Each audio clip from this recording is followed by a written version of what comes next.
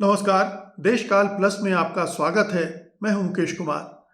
दोस्तों, अमेरिका से एक और बुरी खबर आई है मोदी सरकार के लिए। मोदी सरकार शायद ये उम्मीद नहीं कर रही होगी कि ऐसे बुरे वक्त में जब एक एक करके लगातार बुरी खबरें ही आ रही हैं, एप्स्टीन फाइल्स से जुड़ी खबरें लगातार सामने आ रही हैं और विपक्ष हमलावर है, ट्रेड डील को लेकर वो घिरी हुई है, तब ये खबर और आ जाना उसमें उसकी मुसीबतों को, उसके संकटों को और बढ़ाने वाला है। खबर ये है कि निखिल गुप्ता नामक एक भारतीय को एक अमेरिकी अदालत ने दोषी करार दिया है और उन पर दोष ये था कि उन्होंने एक अलगाववादी नेता गुरपतवंत सिंह पन्नून की हत्या के लिए हिटमैन हायर किया था। उसकी हत्या की साजिश रची थी और उसको पैसे भेजने के जरिए मनी लॉन्ड्रिंग का उल्लंघन किया था, मनी लॉन्डर कानूनों का उल्लंघन किया था। तो उन्हें अब दोषी ठहरा दिया गया है और 29 मई को उनको सज़ा सुनाई जाएगी।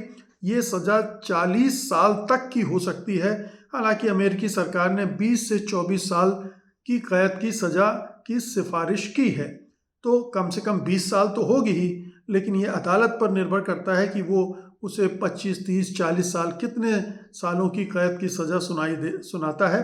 तो निखिल गुप्ता अब अपराधी सिद्ध हो गए हैं, लेकिन निखिल गुप्ता का अपराधी सिद्ध होना कोई एक आइसोलेशन का केस नहीं है। इसे अलग थलग करके नहीं देखा जा सकता है, क्योंकि निखिल गुप्ता कोई इंडिविजुअल तो है नहीं जो अपने स्तर पर किसी हिटमैन को हायर करेंगे और फिर पैसे भी भेजेंगे, साजिश भी रचेंगे गुरपतवंत सिंह की हत्या की।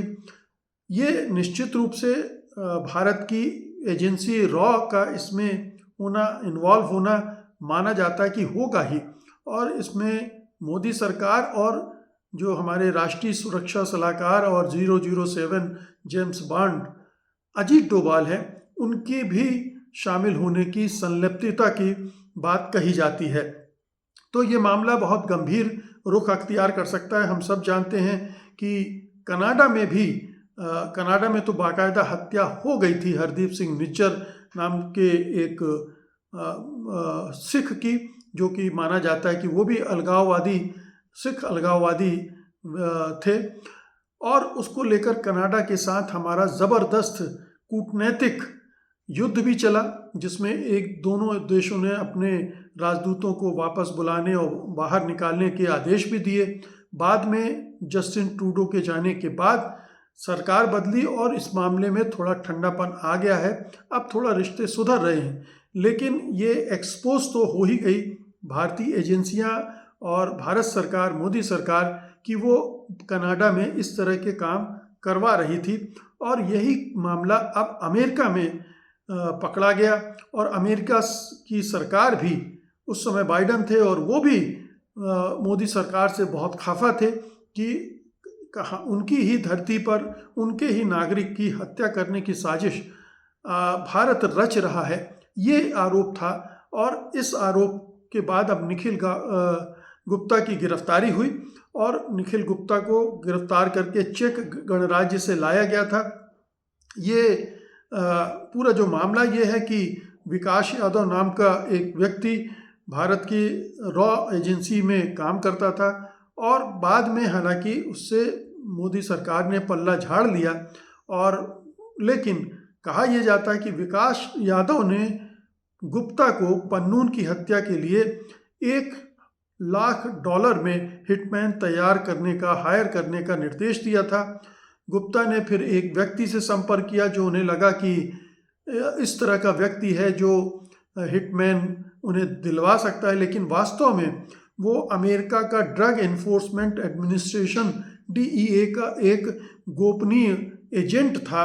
और इस एजेंट ने गुप्ता को एक अंडरकवर DEA अधिकारी से मिलाया जो हिटमैन बनकर उससे मिला और फिर गुप्ता ने उसे $15,000 का एडवांस पेमेंट भेजा और इसी से पूरी साजिश खुलकर सामने आ गई। और फिर गुप्ता को जैसा मैंने बताया 2023 में चेक गणराज्य में गिरफ्तार किया गया। 2024 में उन्हें अमेरिका प्रत्यार्पित किया गया और फिर अब मामला इस हद तक पहुंच गया कि उन्हें सज़ा सुना दी गई है। तो भारत सरकार शुरू से इस पूरे मामले से इनकार करती रही है। उसने अमेरिकी न्याय विभाग का दावा है कि ये साजिश भारतीय सरकारी कर्मचारी विकास यादव के निर्देशन में थी और यादव भारत के कैबिनेट सेक्रेटरीट में काम करता था। भारत सरकार इन आरोपों से इनकार करती रही और उसने ये भी कहा कि ये उसकी सरकारी नीतियों के खिलाफ है। भारत ने आंतरिक जांच करने की भी बात कही, जिसमें यादव के साथ के अपराधी संबंधों को स्वीकार किया गया। यानी ये पूरा दोष विकास यादव पर डाल दिया गया और इसे एक रॉग ऑपरेशन बताया गया, यानी ये स्टेट स्पॉन्सर्ड नहीं था, यानी सरकार के कहने पर यह नहीं हुआ था, विकास यादव ने अपने स्तर पर कर लिया था, ऐसा मोदी सरकार ने कहा और अपना पल्ला झाड़ लिया। लेकिन ये चीज़ें सब कुछ सामने आ गई हैं और ये भारत के लिए अंतर्राष्ट्रीय स्तर पर काफ़ी असहज करने वाला मामला है, क्योंकि अमेरिका और कनाडा के साथ संबंधों पर इसका असर पड़ा और आगे भी पड़ सकता है, क्योंकि अमेरिका ने इसे विदेशी सरकार द्वारा अमेरिकी धरती पर हत्या की कोशिश बताया था और जो पहले कभी हिंदुस्तान के इतिहास में नहीं हुआ था। देखिए, भारत और दूसरे देश भी दूसरे देशों में इस तरह के ऑपरेशन चलाते रहते हैं, लेकिन भारत जब पाकिस्तान में करता है तो उस पर इतना शोर शराबा नहीं होता है, या पाकिस्तान भारत में ISI के ज़रिए कोई ऑपरेशन करता है तब उतना शोर नहीं मचता है। लेकिन अमेरिका, कनाडा जैसे बड़े संपन्न देश इसे बिल्कुल स्वीकार नहीं करते। अमेरिका भले ही दूसरे देशों में हत्याएं करवाता हो और ये उसका रिकॉर्ड भी रहा है, लेकिन वो अपने यहाँ हत्या हो ये स्वीकार नहीं करता है। लेकिन ये जो क्वाड है, 4 देशों का संगठन, चूँकि वो सारी इन्फॉर्मेशन इन देशों में जो कुछ भी होता है इकट्ठी करता रहता है, उसी के ज़रिए जस्टिन ट्रूडो जो कनाडा के प्रधानमंत्री थे उनको भी इन्फॉर्मेशन मिली थी, अमेरिका के पास भी इन्फॉर्मेशन थी कि भारत इस तरह के कवर्ट ऑपरेशन चला रहा है और इसलिए दोनों देश भारत से बहुत खफा हुए थे इन मामलों को लेकर। और चूँकि ये मामला अजीत डोभाल से इसलिए जोड़ दिया गया क्योंकि अजीत डोभाल राष्ट्रीय सुरक्षा सलाहकार हैं, मोदी के आँख कान नाक हैं और वो इस तरह की हरकतें ऑपरेशन करने के उत्साह में आ गए होंगे कि अब भारत तो इजराइल जैसा देश हो गया है, हमारी रॉ जो है मोसाद जैसी एजेंसी हो गई है और जैसे दूसरे देशों में अपने दुश्मनों को ख़त्म करने के लिए करते हैं हम भी कर सकते हैं। लेकिन जो ऐसे ऑपरेशन के लिए जो सलाहियत चाहिए, जो काबिलियत चाहिए, जिस तरह का अनुभव चाहिए, वो हमारी एजेंसियों के पास नहीं रहा और वो दोनों ही मामलों में पकड़ी गई और दोनों ही मामलों में एक्सपोज हो गई। ये इस पूरे मामले से ऐसा लगता है और ये काफ़ी डैमेजिंग है भारत की छवि के लिए। मोदी सरकार तो खैर एक्सपोज हो ही गई है, लेकिन ये भारत की छवि के लिए नुकसानदेह है और इसका असर भारत अमेरिकी संबंधों पर भी पड़ा है, भारत कनाडा संबंधों पर भी पड़ा है।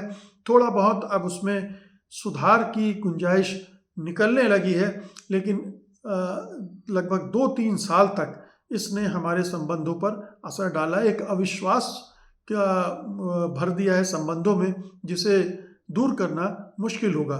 लेकिन मोदी सरकार किस तरह से अधकचरे अधूरे काम करती है, इस पूरे कांड ने इसको सबके सामने ला दिया। बहुत बहुत शुक्रिया आपका, धन्यवाद, नमस्कार।